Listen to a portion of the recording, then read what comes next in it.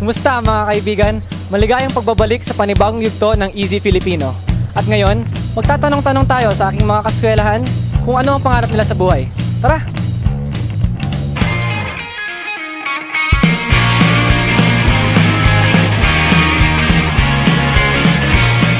Pangarap ko minsan maging game developer.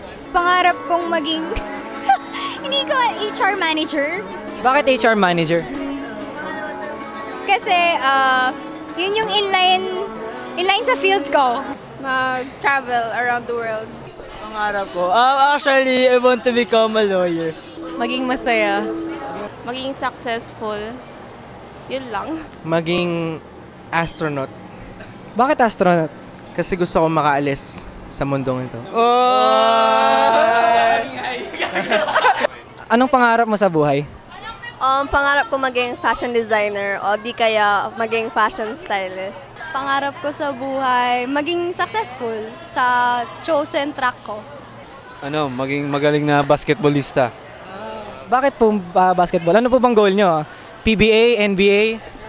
NBA. NBA po. Anong team po yung favorite nyong team? Steph Curry yung Golden State. Golden State, okay. Anong pangarap mo sa buhay? Pangarap ko sa buhay, maging successful. Anong pangarap mo sa buhay? Anong ang pangarap mo sa buhay? Kainin tong hotdog. Maging mayaman. Maging successful. Bakit successful? Para maging independent. Ano yung pangarap mong trabaho? Maging stylist. Fashion stylist. Fashion stylist. Pangarap kong maging manunulat at isang suko sa embahada.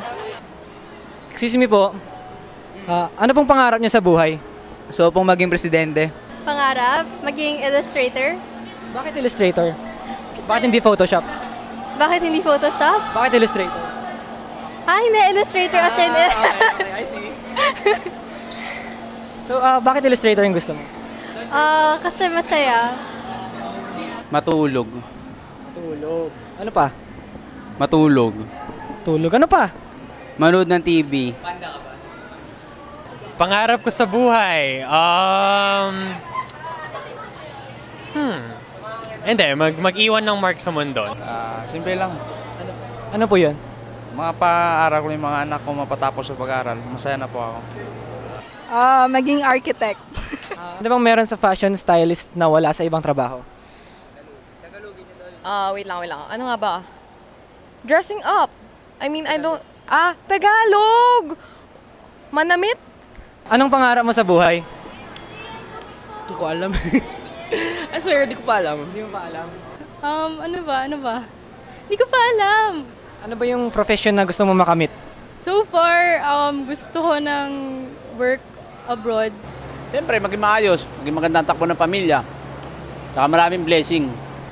Ang pangarap ko sa buhay ay maging maligaya. Bakit maligaya? Hindi ka ba maligaya ngayon? Maligaya naman. Nabanggit ko kanina na nais kong maging manunulat sa hinaharap dahil isa yun sa aking mga hilig ang pagsusulat. Sa ngayon, real estate broker. Pero pagtanda ko, yung pinaka-top ng real estate consultant. Bakit masaya? Hindi ka ba masaya ngayon? Masaya naman nga, pero gusto ko maging mas masaya in the future. Kabatchmate ko. So, alam ba niya na inspirasyon mo siya? Oo. So, medyo booking ka na ngayon sa video na to. Ay, shit! Bakit ba yan yung field na pinili mo? Hindi ko rin alam. Siguro yun lang yung tulak ng tadhana sa akin. Bakit yun yung pangarap mo? Kasi noong bata pa ako, naging interesado na talaga ako sa fashion. Bakit successful? Successful kasi gusto ko makatulong sa parents ko and sa family ko. Yan. So ano pa yung ibang bagay na nagpapasaya sa'yo? Mga story, mga books. So reader ka?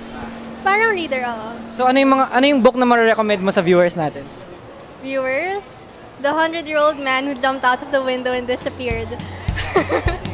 Iyon, narinig natin ang mga mithiin ng ating mga kababayan. Hanggang sa muli, huwag kalimutang mag-subscribe. Mabuhay ang Easy Filipino! Ingat! God. Sino ba Happy birthday, Te! Woo! Seriously. Pick up line naman.